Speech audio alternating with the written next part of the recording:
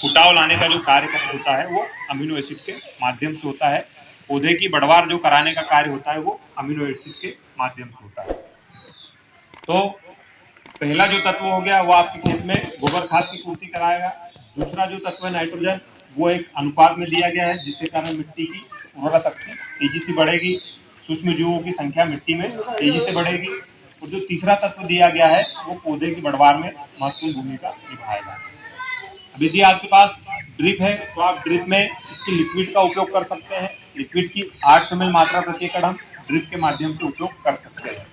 यदि आपके पास ड्रिप नहीं है तो आप इसको दानेदार का उपयोग कर सकते हैं। दानेदार की 8 किलोग्राम मात्रा प्रति एकड़ हम इसका उपयोग कर सकते हैं।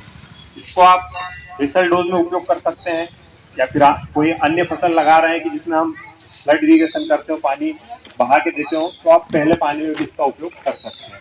तरबूज की फसल में आप इसको जब बेड बनाते हैं, जब आप पहला खाद देते हैं मल्च बेड में, उस समय आप इसका उपयोग कर सकते हैं। और यदि लिक्विड का आपको उपयोग करना है तो लिक्विड का आप 1.5 से 2 महीने के अंतराल में किसी भी फसल में दोबारा आप उपयोग कर सकते हैं। इसी के साथ अगला जो प्रोडक्ट है वो महाशक्ति क्रोम है। आप इसकी 50 किलोग्राम मात्रा प्रति एकड़ उपयोग कर सकते हैं। इसमें फास्फोरस रिच ऑर्गेनिक मैन्योर है, ये इसमें फास्फोरस पाया जाता है। तो आप फास्फोरस की पूर्ति करने के लिए महाशक्ति क्रोम का उपयोग कर सकते हैं। आप जैसे कि सिंगल सुपर फास्फेट का उपयोग करते होंगे तो उसके स्थान पे डीएपी का उपयोग करते हैं, तो आप इसी प्रकार से महाशक्ति क्रोम का बेसल डोज में उपयोग कर सकते हैं। इसी के साथ नासा का आप उपयोग कर सकते हैं। नासा की 3 किलोग्राम मात्रा प्रति एकड़ आप बेसल डोज में उपयोग कर सकते हैं। यदि हम नासा की बात करें तो नासा में क्या तत्व मिश्रित है, तो नासा में कई प्रकार के एंजाइम मिश्रित है। अब यदि हम एंजाइम का काम देखने जाएं, एंजाइम का क्या काम होता है, तो पौधे के अंदर जो भी गतिविधियां चलती है, एंजाइम उन गतिविधियों को तेज कर देता है।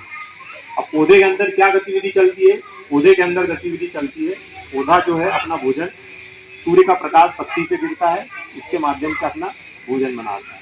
तो जो भोजन बनाने की गतिविधि है वो तेज हो जाएगी। यदि आप नासा का उपयोग कर रहे हैं तो इसमें जो एंजाइम पाए जाते हैं वो एंजाइम पौधे के अंदर जो भोजन बनाने वाली गतिविधि है उसको तेज कर देंगे। इसी के साथ पौधे में जो जिसे हम सांस लेते हैं, तो पौधे में भी रेस्पिरेशन की गतिविधि होती है, वो गतिविधि तेज हो जाएगी। इसी के साथ पौधे में मेटाबॉलिक एक्टिविटी होती है, वो मेटाबॉलिक एक्टिविटी भी बढ़ जाएगी, जिसके कारण पौधे की जो बढ़वार है वो अच्छे से होगी। तो नासा की 3 किलोग्राम मात्रा बेसल डोज में नासा के उपयोग कर सकते हैं।